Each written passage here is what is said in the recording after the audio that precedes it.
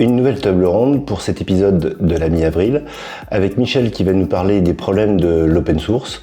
Encore une fois, après le drama de Fluent Assertion, on a des problèmes du côté de Automapper et de Mediator. Nous avons également Damien qui va nous parler de la nouvelle version de Xunit. Je ne sais pas si vous l'avez vu, mais il y a une nouvelle version. Et enfin, Olivier qui va nous parler un peu d'intelligence artificielle avec le framework Semantic Kernel de Microsoft. DevDevDev.net, épisode 67, c'est parti!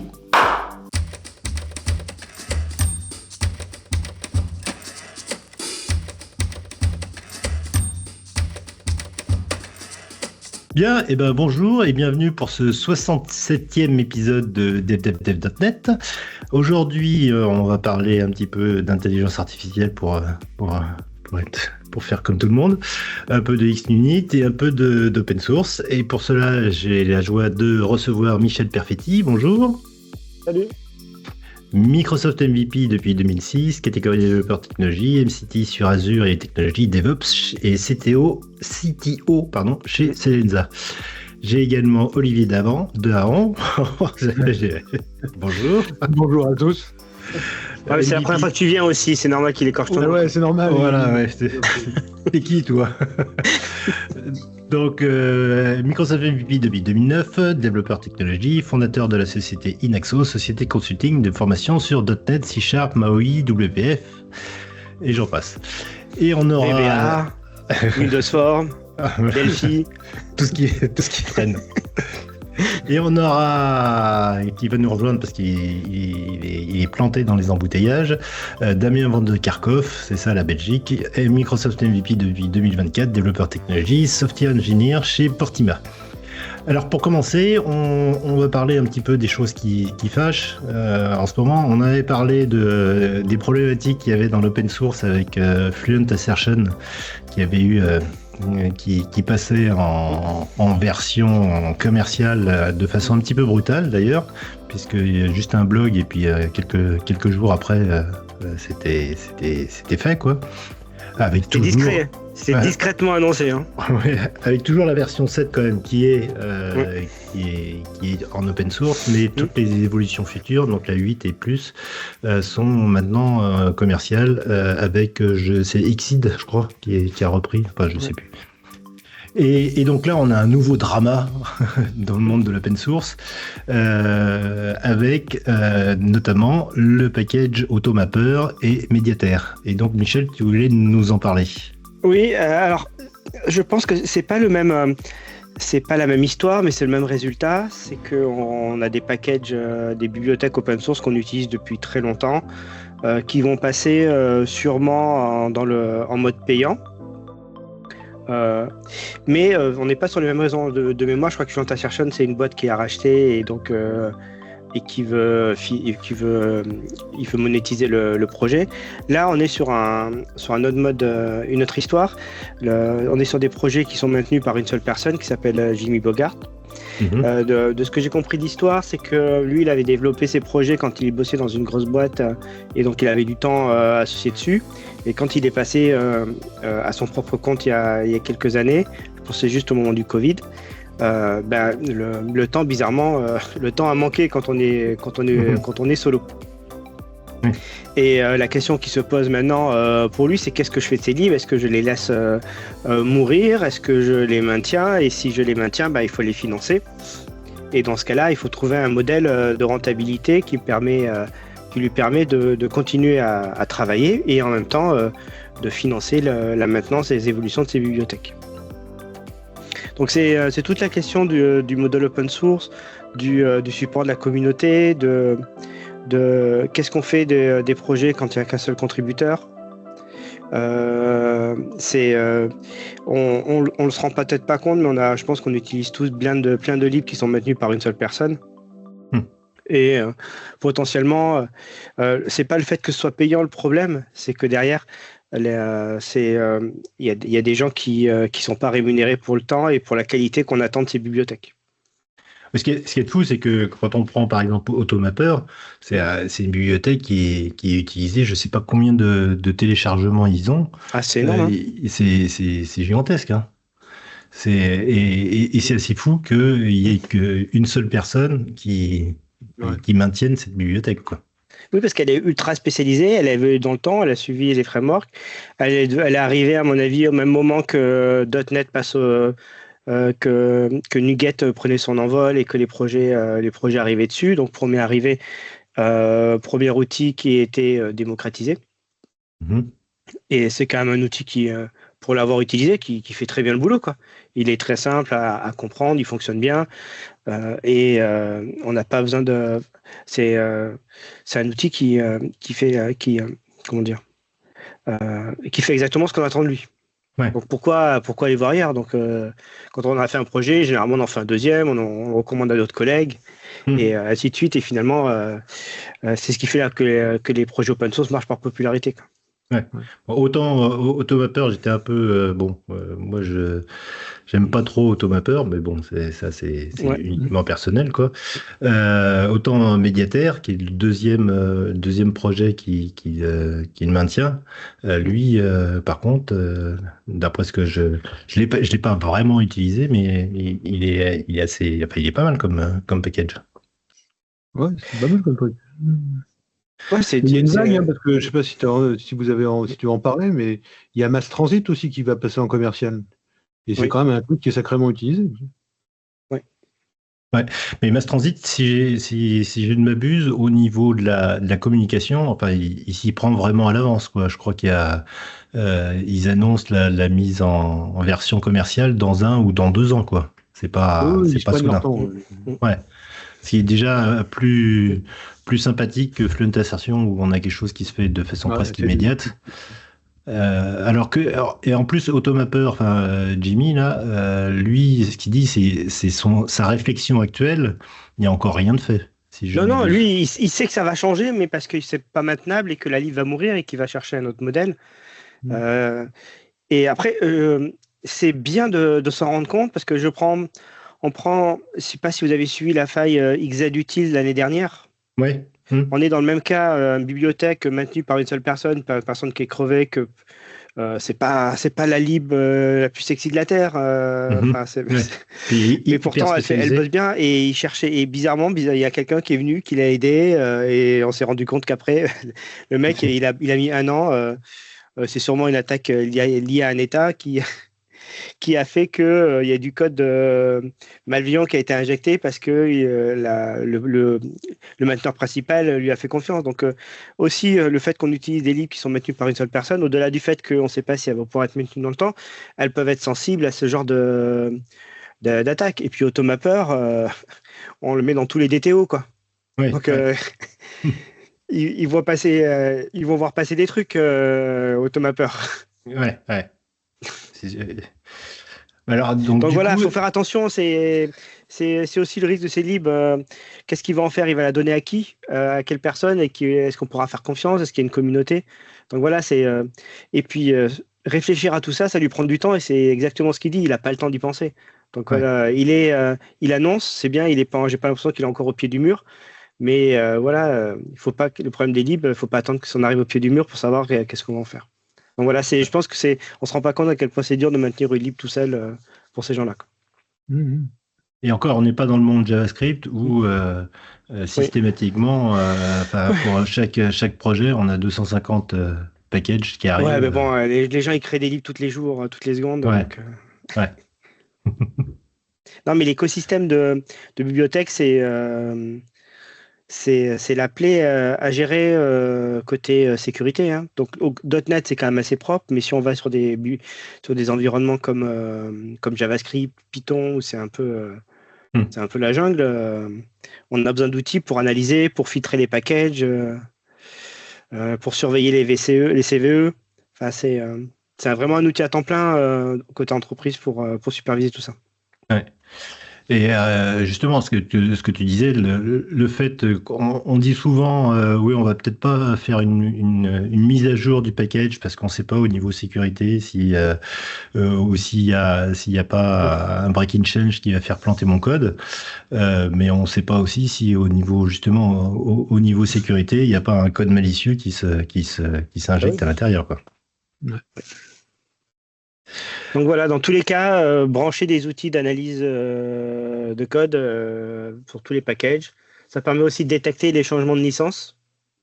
Ces outils-là permettent de filtrer par licence, parce que quand les gens changent les licences, normalement ils changent les fichiers de licence, donc on peut les détecter et gérer les anomalies et pas être pris à la gorge parce qu'on découvre qu'on a un courrier d'avocat parce qu'on a utilisé une lib qu'on n'aurait pas dû parce qu'on l'a pas vu.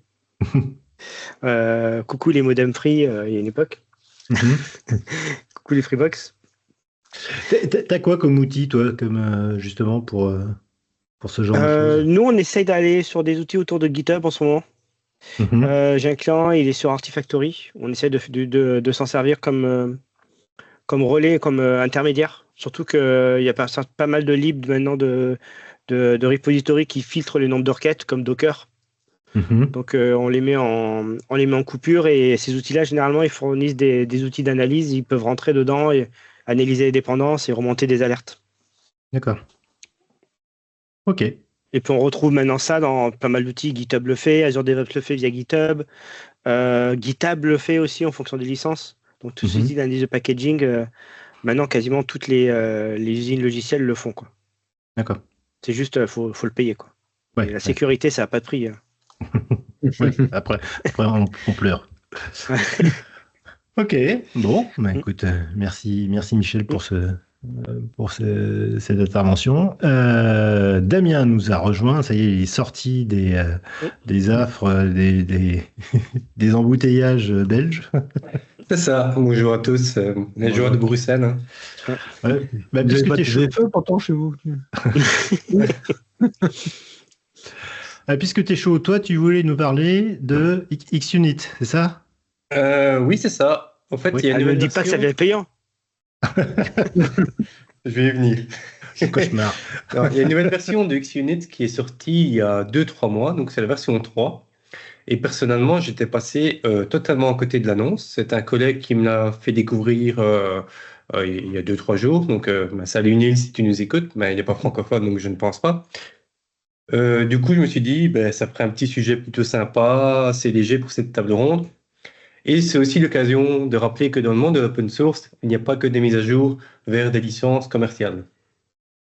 Alors, pour utiliser cette nouvelle version, il suffit simplement de télécharger le modèle, donc le template correspondant, pour pouvoir créer des projets compatibles, que ce soit dans Visual Studio ou NoRider. Et pour les projets existants, il suffit d'ajouter le package xunit.v3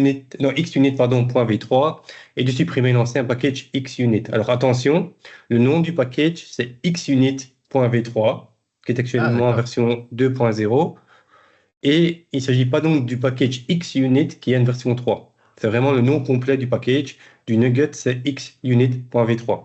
Ah, donc c'est pas une mise à jour du package, c'est vraiment un nouveau C'est un package. nouveau quoi. package. Oui, c'est ça. Est-ce qu'il y a des breaking change? J'en ai pas rencontré. Il y en a des mineurs, j'ai vu, mais moi, dans mon migration, je n'en ai pas rencontré. Ouais, t'as pas de test dans ton.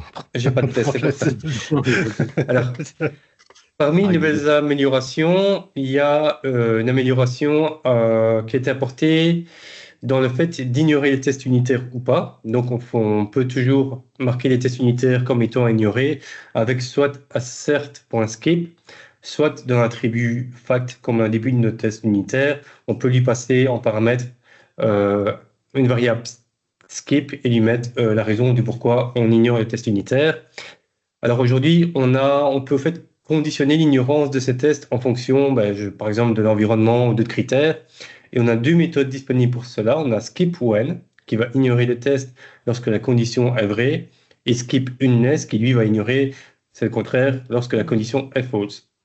Et alors, quand est-ce que ça peut être utile? Moi, je vois un cas où, par exemple, on a une machine locale qui est de Windows et on a du CI qui exécute nos tests sur du Linux et notre test unitaire a besoin soit d'un fichier spécifique ou d'un outil qui est disponible que sur, par exemple, que Linux, etc. Et à savoir que la condition, elle est évaluée juste au moment de l'exécution et pas la compilation. D'accord. En fait, ce que ça veut dire, c'est que quand on démarre un test unitaire avec XUnit, en fait, il y a ce qu'on appelle une pipeline du test qui va démarrer. Et cette pipeline de test, elle va toujours être initiée. Et donc, tout ce qui est méthode de configuration, de nettoyage, donc tout ce qui est before test and after test, ça va quand même être exécuté, même si le test il est finalement ignoré. D'accord. Alors, on peut les mettre dans le before test, ce truc? On peut les mettre le skip dans le before test pour pas le mettre dans le test? Ça, je n'ai pas testé. J'ai testé que sur mon test. C'est génial, ça devait être dynamique. Alors, il y a aussi un nouveau paramètre qui est toujours dans le contexte d'exclusion des tests unitaires. C'est donc dans l'attribut fact, on a donc le skip when et le skip and nest. Maintenant, on a un nouveau paramètre de type booléen qui s'appelle spécifique. Alors, spécifique, qu'est-ce qu'il fait? Si on le met à true, le test il sera systématiquement ignoré, sauf si on le demande explicitement. Donc, le nom de la variable est bien choisi. Ça veut dire quoi? Ça veut dire soit on va dans le test explorer, on fait clic droit, exécute mon test, soit si on le fait via la ligne de commande, on a un nouveau paramètre qui s'appelle spécifique. Et dans ce cadre-là, on passe le paramètre spécifique et c'est seulement dans ce cas que le test sera exécuté. Alors, l'intérêt que je vois, c'est si, par exemple, on veut exclure certains tests qui sont particulièrement coûteux, qu'on n'a pas envie d'exécuter systématiquement quand on fait un run sur notre machine, dans notre IDE, lorsqu'on fait notre développement en C#. Moi, je vois aussi l'intérêt, c'est que des fois, j'ai des projets quand je fais de la gestion de documents ou de format de fichiers, des consoles qui vont lire des fichiers, qui vont les ingérer, donc je crée des petites consoles à côté, et en fait, ça crée un projet, tandis que là, je pourrais le mettre dans le test en spécifique et dire qu'au lieu de lancer la console, je lancerai juste mon test, quoi. Oui, c'est ça. Ça, j'ai pas besoin de créer un autre projet à côté, ça reste dans mes tests. Et puis après, si je vois que je peux le refactorer en faire d'autres tests, je pourrais, mais là, au moins, j'ai pas besoin de créer un projet console, je suis dans l'environnement de test prod. Ouais, c'est plutôt malin. Ouais.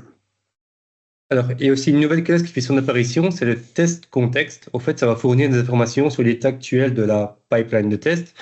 En fait, ça permet de partager des données tout au long de l'exécution du test. Et alors, on peut même ajouter des pièces jointes maintenant dans ce test contexte, vraiment des pièces jointes de type attachment, de type MIME, etc.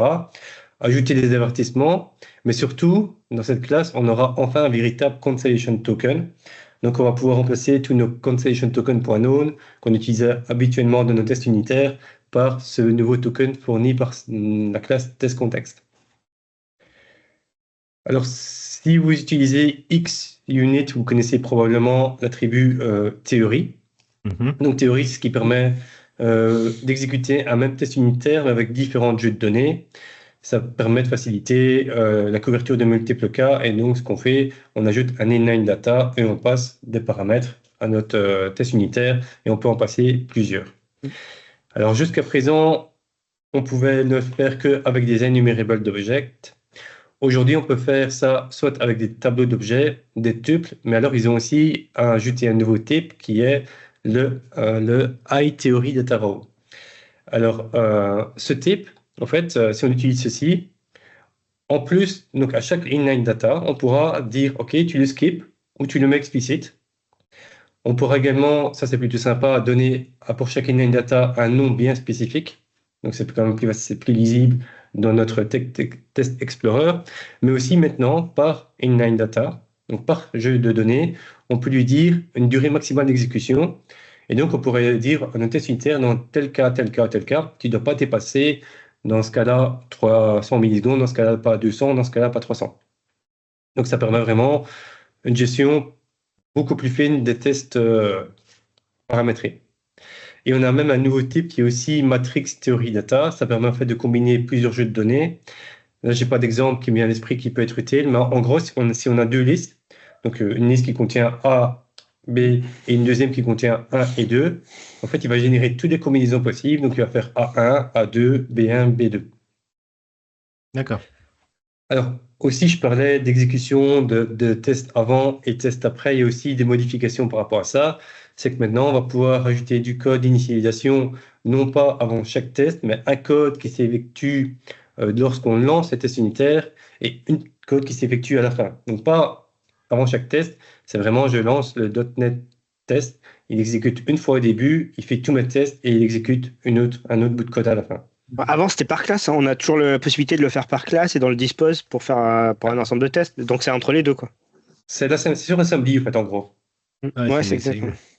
Et comment ça marche avec des outils comme comment il s'appelle là, Command Crunch? C'est bien. Je ne l'ai pas utilisé, moi, donc je ne saurais pas te répondre. D'accord. Il faudrait que je teste. Sinon, voilà, il y a aussi plein d'autres peut-être nouveautés, comme par exemple le fait qu'on peut overrider la culture de notre machine, le fait que le console.runner il prend un nouveau paramètre de type list pour afficher la liste des paramètres. Enfin voilà, je ne vais pas faire la liste exhaustive de toutes les nouveautés. J'enverrai le lien à Richard qui pourra le partager avec le podcast. Donc je disais niveau breaking change, sur la migration, moi j'en ai pas rencontré, mais je suppose qu'il y en a des mineurs. Et voilà, donc au résumé, en fait, ça apporte pas mal de fonctionnalités nouvelles intéressantes, surtout notamment tout ce qui est conditions d'exécution. Et si vous n'avez pas encore exploré ces nouvelles versions, je vous invite à y plonger afin de profiter de ces nouvelles fonctionnalités qui sont mises à disposition par XUnit et en restant en version gratuite. Oui, c'est vrai que moi, l'histoire du skip au début, j'étais un petit peu circonspect, mais c'est vrai ce que disait Michel. C'est très souvent qu'on a des petits tests unitaires, enfin des petits tests à faire comme ça, et effectivement, on fait souvent une application console. Ne serait-ce que par exemple, si on veut, je sais, c'est pas bien, si on veut attaquer une base de données ou ce genre de choses, ça permet d'utiliser le moteur des tests unitaires pour vérifier vite fait si ça marche bien, quoi. Après, c'est risqué quand même. Des tests, c'est-à-dire qu'en fait, des tests unitaires qui deviennent plus systématiques et qui dépendent de paramétrage. Je sais pas. Je suis sûr que c'est super utile et que c'est vachement sympathique. Et en même temps, ça me file un peu la frousse, quoi. Je pense que ça doit vraiment couvrir des cas exceptionnels et pas effectivement devenir la norme demain de tiens, celui-là, je le fais, celui-là, j'ai plus envie. Ouais, c'est ça, c'est le danger en fait. C'est qu'après, ça laisse on décide. Il faut se rappeler qu'on a désactivé tel test ou qu'on l'a mis en spécifique. Ouais, il faut vraiment bien documenter, à mon avis. C'est encore. Et juste un truc là, je crois que tu es passé un peu rapidement dessus là. Pour passer de la version qui existait à à cette nouvelle version, on est obligé de recréer un nouveau projet ou non. Dans ce cadre-là, tu dois ajouter le nouveau package et tu retires ton package actuel, quoi. D'accord, c'est transparent. Pour moi, c'était transparent, oui. D'accord, ok. Même dans le CS Proche, ça va être plus rapide, quoi. Ouais, je sais ce que je fais tout à l'heure. Ok, super. C'est une bonne nouvelle. Merci Damien. Et notre Olivier National, lui, il voulait, parce qu'on ne peut pas faire un podcast sans parler d'intelligence artificielle. Non. Tu voulais nous parler d'intelligence artificielle et du fameux package, du fameux projet Semantic Kernel. Je rappelle qu'on avait fait il y a 3 ans, je crois, déjà un podcast dessus. Mais depuis 3 ans, il a bien évolué, le bonhomme. Ouais, il a pas mal évolué. Ouais. Il a pas mal évolué.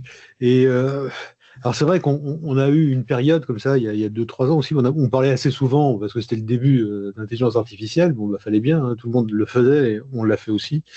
Et on a évoqué, bien sûr, le sémantique kernel, parce qu'à l'époque, c'était une idée assez séduisante, mais elle n'était pas encore vraiment mature. D'ailleurs, c'est même pas complètement terminé totalement aujourd'hui, ça continue d'évoluer. Et je me suis dit, en fait, comme tous ces trucs qui traînent depuis longtemps, en fait, on a l'impression qu'on les connaît, on a entendu le nom, mais en fait, je pense qu'il y a beaucoup de gens qui savent pas de quoi il s'agit et à quoi ça sert. Et pour moi, en fait, je pense qu'on comprend bien à quoi sert une nouvelle techno si on comprend bien quel problème elle adresse, en fait. Parce que si on ne sait pas quel problème elle adresse, en fait, ça fait un truc de plus au tableau, quoi. Donc, dans le sémantique kernel, si on peut dire, comme tout le monde, comme vous tous, on est des geeks. Quand ChatGPT est sorti, on s'est abonné, on a joué avec, on a travaillé avec. Moi, en fait, assez rapidement, j'ai eu l'impression à l'époque d'avoir affaire en fait à une personne qui était atteinte du syndrome de l'opt-in. Hein, vous voyez, le type qui ne peut pas bouger, qui ne peut pas s'exprimer, qui est dans son truc, mais il a un cerveau, il pense, mais il ne peut pas tellement bouger. Un peu comme si ChatGPT, était un type intelligent, mais enfermé dans une boîte avec plein de livres, mais incapable de se lever de sa chaise pour regarder la fenêtre pour dire maintenant quel temps il fait, ou incapable de se lever pour se servir un café, quoi. Donc de la puissance bloquée en fait dans une cellule de prison. Et tout ça bloqué dans ce mode conversationnel avec un écran clavier, c'est-à-dire des interfaces qui datent de Mathusalem et juste conversationnel, quoi, je veux dire. Et d'ailleurs, à l'époque, je veux dire, j'avais fait un papier là-dessus, j'avais développé une espèce de concept purement personnel pour moi, pour réfléchir, que j'avais appelé AIRE, c'est-à-dire AI for Real World Engagement. C'est-à-dire qu'en fait, faire en sorte qu'on puisse agir sur le monde réel ou avec les applications, etc., qu'il y ait une collaboration qui se passe et que ça ne soit pas juste du conversationnel avec un Gugus devant un clavier et un écran, quoi, je veux dire. Et j'avais présenté ce truc-là et je m'étais dit comment on peut utiliser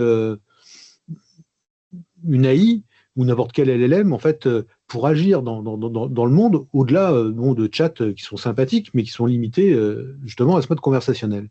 Alors chez Microsoft, je dis pas qu'ils m'ont copié, mais après avoir lu mon papier, mais il y a eu d'autres gars certainement qui ont eu la même frustration que moi et qui ont certainement eu cette envie de développer le sémantique kernel. Alors en fait, qu'est-ce que c'est? Justement, ça adresse, pour moi, mais c'est ma vision, c'est mon angle d'approche pour aider à comprendre ce que c'est que le sémantique kernel, c'est que le sémantique kernel, c'est un ensemble de, on va dire, 3 ou 4 grands domaines, et il y en aura certainement d'autres plus tard, et puis on pourrait parler de plein d'autres choses, mais pour moi, c'est le plus important. La première, c'est d'abord l'unification. Bon, c'est un système, c'est une bibliothèque d'unification qui permet d'attaquer des LLM, quel que soit le LLM en question. Donc ça peut être de l'Azure OpenAI ou ça peut être de l'OpenAI. Pour l'instant, c'est un peu de l'OpenAI tout le temps, mais enfin, je veux dire, c'est soit de l'OpenAI direct, soit de l'Azure OpenAI, etc., mais sans changer son code. Donc ça, c'est quand même vachement intéressant. On a des méthodes simples, on n'est pas obligé de s'empêtrer dans les API en fait propres à chacun, etc. Bon, ça c'est l'aspect sympa qu'on retrouve d'ailleurs dans une autre librairie qu'on a évoquée tout à l'heure, qui est les Microsoft AI Extensions, par exemple, qui permettent de se connecter à Azure, à OpenAI ou à OpenAI directement, le tout avec une sorte de code unifié. Donc, qu'est-ce que ça rajoute par rapport aux AI Extensions? Ben, c'est justement tout ça qui est intéressant. C'est justement, par exemple, les fameux plugins, alors, qu'on appelle aussi skills. Hein, ce sont des compétences en fait qu'on va ajouter. Et ça permet de répondre à cette espèce de frustration dont je viens juste de parler. C'est-à-dire que c'est des modules de code ou de prompts. Alors, ces prompts, ils peuvent être soit codés en dur dans votre application, soit stockés dans des sous-répertoires sous forme de fichiers de texte avec des instructions en JSON, etc., etc. Donc, c'est une capacité à faire quelque chose ou un code C#. Je veux dire, et ces trucs-là vont avoir des descriptions en langage humain, etc.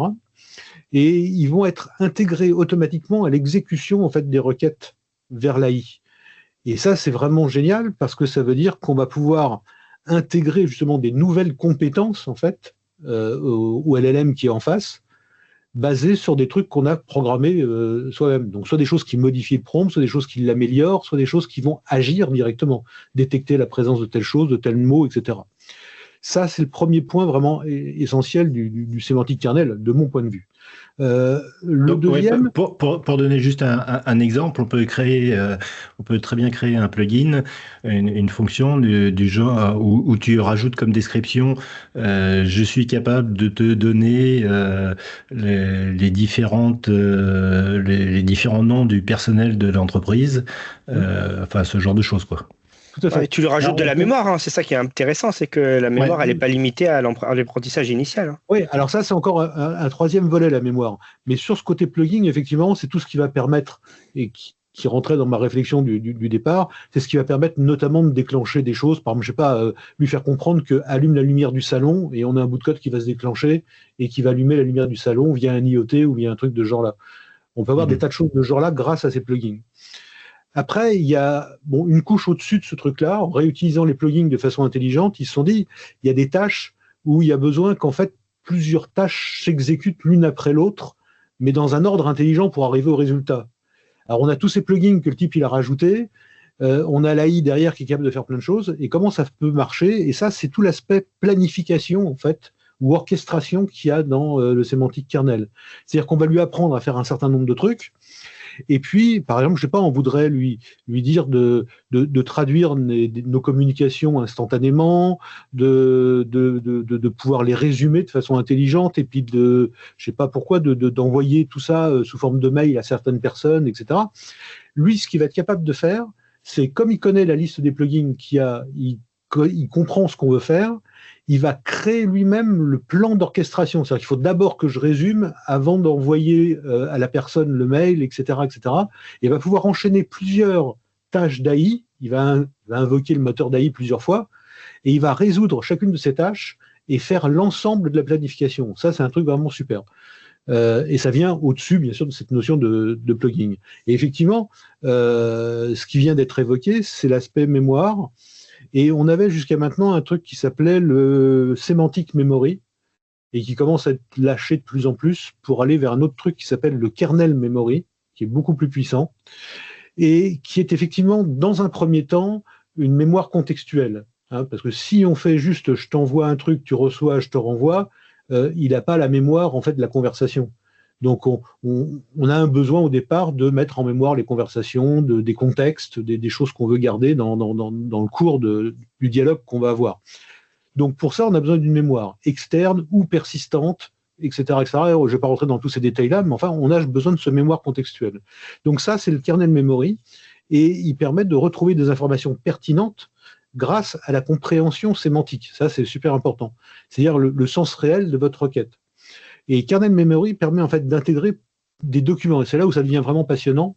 Pour moi, notamment pour les entreprises, etc., ça permet d'intégrer des documents ou des informations, des datas qui viennent de l'extérieur du programme, qui viennent de l'extérieur de l'intelligence artificielle, et qui ne sont pas forcément des trucs en plus publics, parce que la plupart des entreprises, elles n'ont pas envie de publier tous les mails internes de l'entreprise, par exemple, pour qu'OpenAI les mouline, je veux dire, mais ils aimeraient bien pouvoir les interroger. Hein. On pourrait supposer un patron très suspicieux qui aimerait de temps en temps pouvoir dire qui a communiqué avec qui, est-ce que Jean-Paul a communiqué avec Fabrice, qu'est-ce qu'ils se sont dit, fais-moi le résumé de leurs 10 dernières communications, etc. Et bien sûr, OpenAI ne peut pas répondre à ce genre de choses, il faudrait leur donner tous les mails de l'entreprise, ce que le patron ne voudra pas. Mais on peut avoir des applications beaucoup plus sympathiques et beaucoup moins policières, je dirais, que ça. Alors, ce qui est intéressant, par exemple, c'est de pouvoir interroger un bouquin, par exemple, un ou deux bouquins.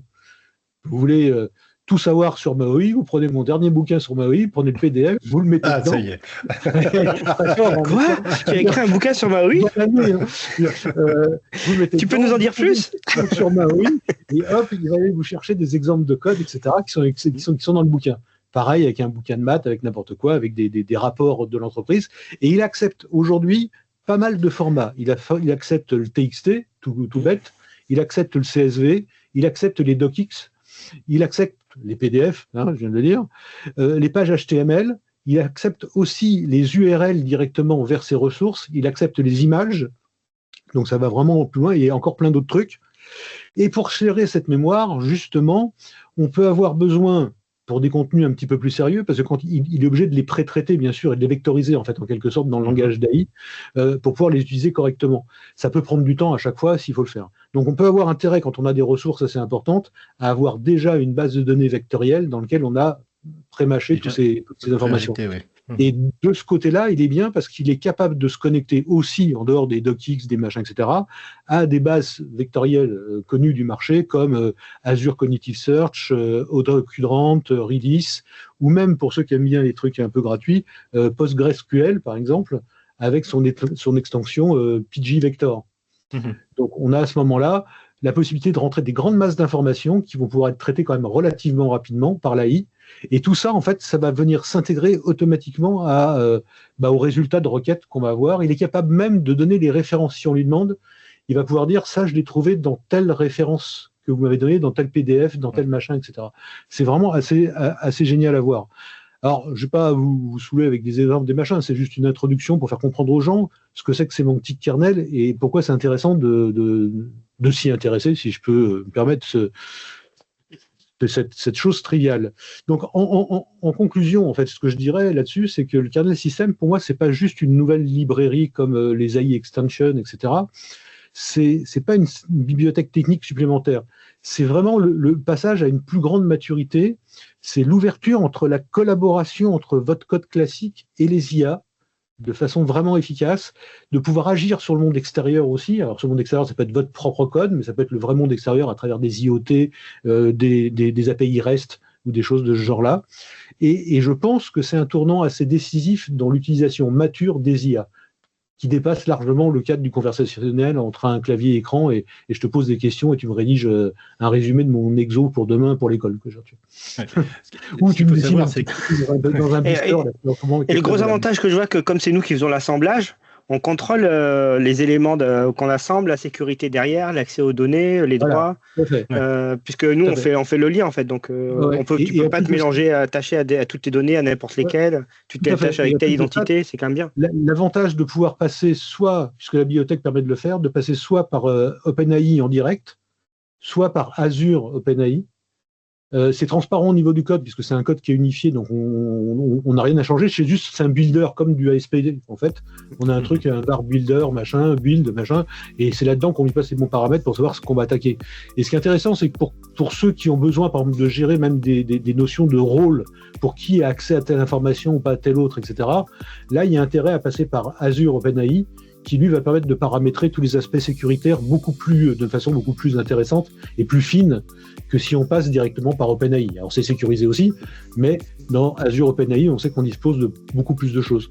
Donc ceux qui sont plus suspicieux ou qui sont dans des entreprises où il y a besoin de sécurité beaucoup plus grande, on a le choix de passer par l'un par l'autre, mais c'est juste dans le builder en début de programme qu'on va dire qu'on passe par l'un ou par l'autre. Donc c'est vraiment un grain assez fin pour gérer tout ça et en même temps c'est très peu contraignant. Il y a aussi une extension qui permet d'utiliser Ollama facilement. Donc, on peut l'avoir aussi en local. Ollama peut être utilisé de la même façon. Oui, bien sûr. Comme, Mais et alors justement à propos de sémantique kernel, là c'est hier ou avant-hier, je sais plus. Il y a la version 1 du framework Adjoint qui a été publiée. Donc, qui permet d'utiliser les agents avec sémantique kernel. Et il faut savoir aussi qu'il y a un autre framework toujours au sein du projet sémantique kernel qui s'appelle le Process Framework, qui est en cours de développement et qui lui permet de gérer cette notion de workflow. Encore un engine de workflow qui est assez puissant, donc qui permet justement au niveau de la planification d'avoir quelque chose qui suive un certain nombre de règles et qui est puissant et qui s'intègre bien au sein de sémantique kernel, quoi. C'est pour ça que je pense qu'il faut s'y intéresser dès maintenant, parce qu'en fait, à la fois, au départ, c'est quelque chose de simplificateur. C'est pas si compliqué de comprendre ce que ça fait. Mais quand on commence à regarder ce qu'il y a sur GitHub, puisque c'est de l'open source aussi, il faut le préciser, il y a quand même un sacré morceau à se goinfrer quand même. Il y a plein de choses dans tous les sens, beaucoup d'options, beaucoup de choses, etc. Et ils sont en train d'en rajouter, comme Richard le disait. Donc ceux qui prendront le métro en marche dans un an auront certainement plus de mal à comprendre ce que ça fait. Il faut savoir qu'il est disponible en C# et en Python aussi. Oui. Moi, j'ai vu une version, j'ai vu la semaine dernière une démo de sémantique en Python. C'est quand même bien. En plus, en Python, il y a pas mal de libs qui font automatiquement des chats sans avoir à écrire d'interface graphique. C'est quand même bien pratique. Et il y a pas mal de libs en Python qui génèrent des documents en Markdown à partir de d'autres types aussi. C'est pratique Python aussi. Mais il faut aimer. Il faut aimer Python. Voilà. Alors c'est très bien. Il n'y a pas d'accolade, c'est pas mon kiff. C'est très bien que tu parles de sémantique kernel parce que là, je suis en train de préparer un autre épisode, le prochain épisode, qui sera sur le fameux MCP, donc le modèle contexte protocol. Où là, je sais pas si vous avez vu, il y a eu une annonce. C'est la hype. c'est assez impressionnant. Mais on a la possibilité d'intégrer directement dans VS Code des serveurs MCP. Donc, on verra ça sans doute la semaine prochaine. Voilà.